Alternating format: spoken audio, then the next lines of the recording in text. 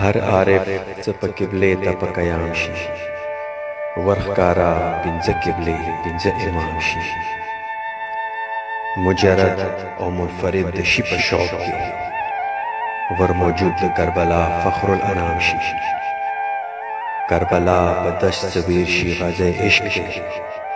زړه موجونه د ښکارا سترګو په جام شي د الله اکبر ذکر د حسین دی هغه کس رسیدا دی مقام شي په قیام کې د الف علی اعلی شي پر رکوع د محمد هي اعلان شي عارفان د شریعت علم لډارا دی صلات ته د پورته په ناکام شي په ظاهر کې د قرات په ژبه ویلي په خفي کې امیدوار شاهلا اکرام شي